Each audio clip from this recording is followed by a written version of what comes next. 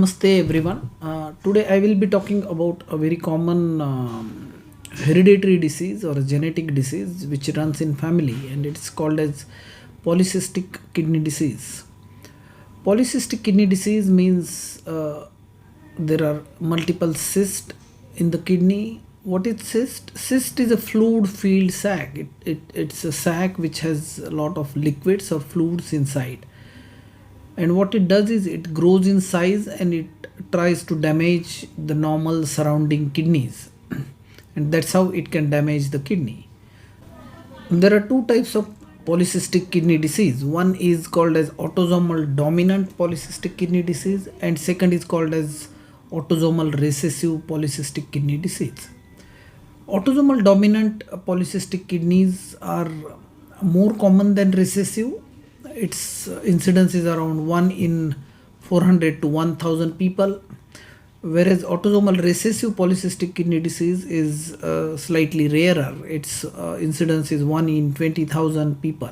In autosomal dominant polycystic kidney disease, one of the parents is having a kidney disease. He may or may not be aware about it, and it may get detected later. Whereas in autosomal recessive polycystic kidney disease, both the parents are usually carriers and they may not be aware about any such disease. Now, what are the effects of polycystic kidney disease on patient's kidney? What happens is when the cyst grows in size, it tend to occupies the or compress the normal surrounding kidneys, and that's how it starts damaging the kidney.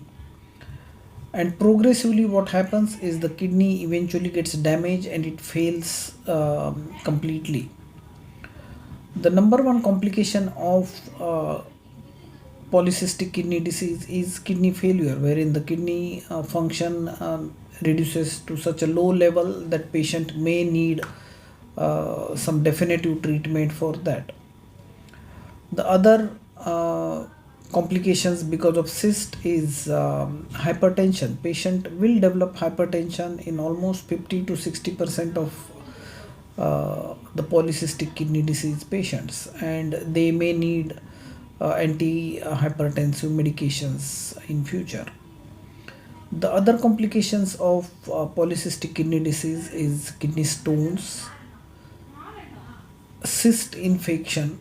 There can be an infection in the liquid or fluids which are present in the cyst. The patient also may develop blood in the urine, which is called as hematuria, wherein there will be blood in the urine due to hemorrhage or bleeding in the cyst.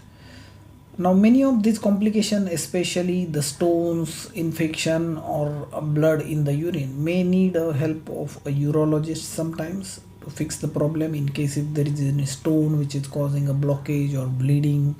Another important symptoms of polycystic kidney disease patients is abdominal pain, and it is due to stretching of the walls of the cyst, and that can give rise to pain. Many a times it does not require any specific treatment and it usually subsides on its own, but at times if the pain is unbearable, patient may need some symptomatic relief for the pain. Now, since polycystic kidney disease is a genetic hereditary disease, there are certain associations which are commonly seen. Number one, which everyone should know, is aneurysm in the brain vessels.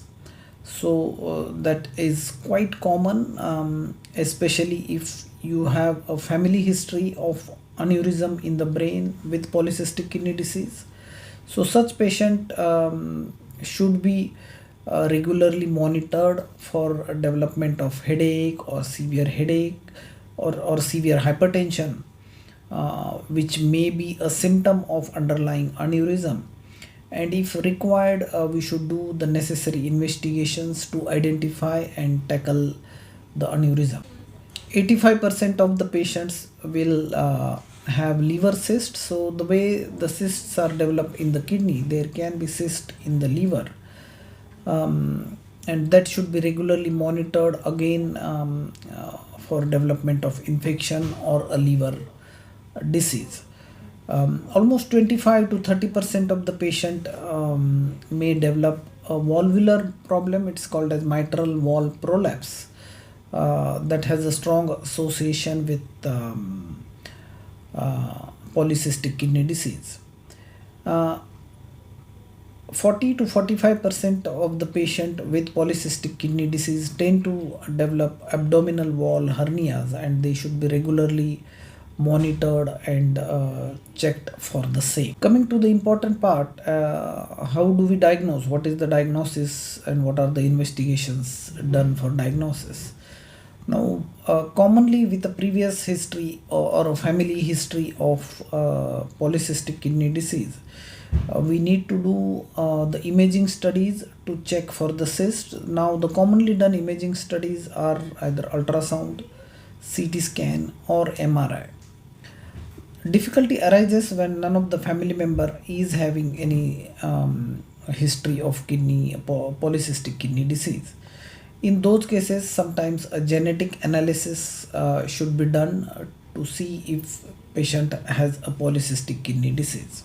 Coming to the last part of this discussion, the treatment. Now, most of the time in polycystic kidney disease, there is no specific treatment since it's a genetic disease.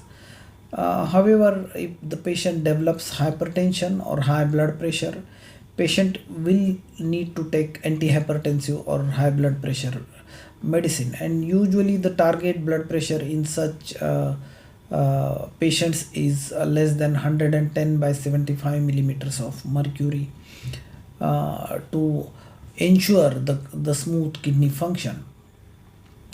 In terms of diet, the salt should be less. The salt should be less than 2 grams per day to make sure the burden on the kidney function is reduced and the development of hypertension or related complication will be avoided. Obesity definitely puts burden on kidneys. Obesity definitely puts burden on heart, blood pressure. So an ideal BMI for someone who has a polycystic kidney disease is less than 25. So all the measures should be taken to make sure the patient's weight remains very much under the control. Latest medicine which is being used for polycystic kidney disease is called as Vaptan group of medicine, which is tolvaptan, and it is supposed to extend the life of kidney and delay the progression of kidney disease, kidney failure, or end stage renal disease. In spite of all these measures, it is observed that polycystic kidney disease patient can develop end stage kidney disease or end stage renal failure. When they progress to that level, they will need either hemodialysis, peritoneal dialysis, or a kidney transplantation as the definitive treatment for the kidney disease. Thank you. The purpose of this channel is to spread authentic medical information to as many people as possible. So if you like the channel, please hit the like button and subscribe. Thank you.